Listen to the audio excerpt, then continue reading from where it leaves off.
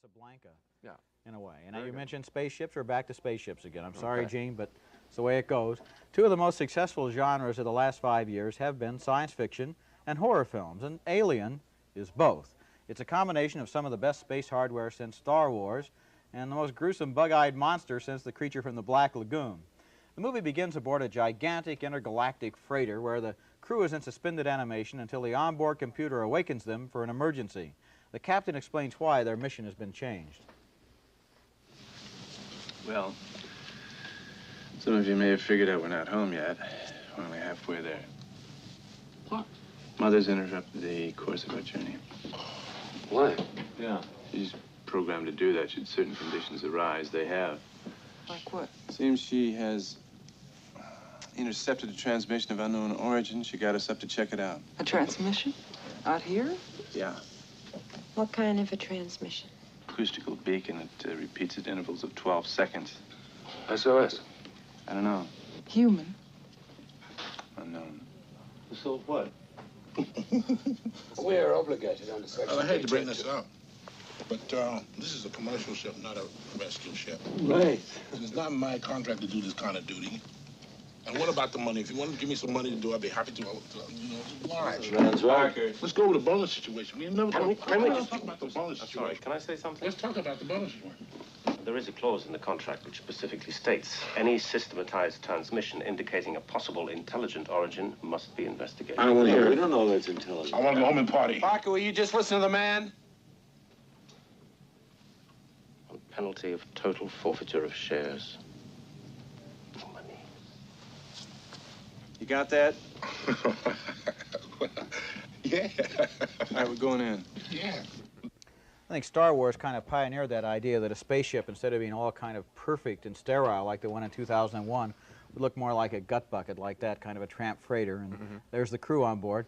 The beacon signal comes from a nearby unexplored planet anyway, and so space regulations require them to land, and they do in one of the movie's really most inspired scenes. They explore a terrifying planetary landscape, they discover an ancient alien spaceship, and they work themselves into a very tight spot while their discoveries are monitored by television back on board.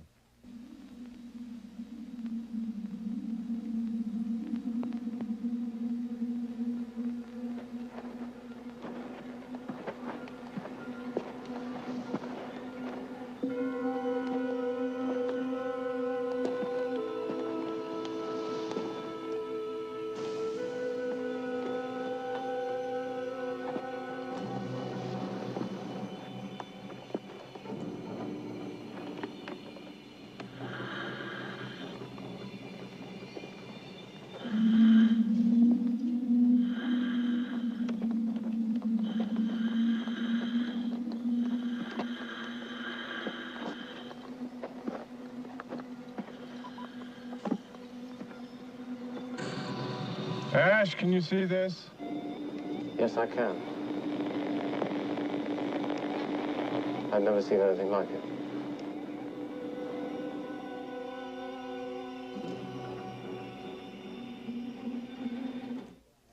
You get a wonderful sense there of something that might have been waiting there a long time for somebody to find it. Anyway, they go on board that mysterious ship, and they wind up bringing back an extremely unwelcome guest on board their own ship, an alien creature that's the movie's most original invention. Now, I don't want to give away too much. I'm not giving away too much when I say it's kind of a cross between a squid and a spider and the Thing, and it's not real great to look at because its body is covered with extraterrestrial intestines, and the humans battle for survival. The alien oozes around the ship like a mucous membrane from outer space, and the movie is one of the scariest old-fashioned space operas I can remember. Well, it did scare me, too. I looked away, and I was yelling with, like, a few other people, it's going to hit them on the floor, it's going to come from the ceiling. It's in the next row, it's behind me in the theater. Right. But I want to say that, you know, strip away all the beautiful scenery and the evocative weirdness of the picture. What we really have here is basically the haunted house film, only instead of a wild creature running around in a haunted house, we got a wild creature running around in a spaceship. And so this is not the greatest science fiction film ever made, even though it seems to be doing very well across the country. Well, I think the combination of horror and science fiction is a very appealing one right now, very commercial. There is one moment, though, when the film does transcend just that horror, haunted spaceship sort of thing, and that's in this scene we just saw. As it goes on a little bit further, they enter that spaceship, they go inside, they find the alien pilot all desiccated, from his voyage that might have taken place millions of years ago, and then they go into that big, enormous cavern down below and what they find there and so forth. Gives you a real sense, I mean, from the point of view of art direction and everything else, that this could have been an alien ship. It's not just another TV or movie creation. Yeah, one consumer point. A lot of young people are probably going to want to see this picture. They love horror films. This one's pretty bloody. It is pretty violent, and I think a lot of people, adults and kids, are going to be turned off and maybe frightened too much by it. So for young kids, certainly, this is not a picture to go see. It's R-rated. Yeah, for a reason. Yeah, there's a reason for it. Okay.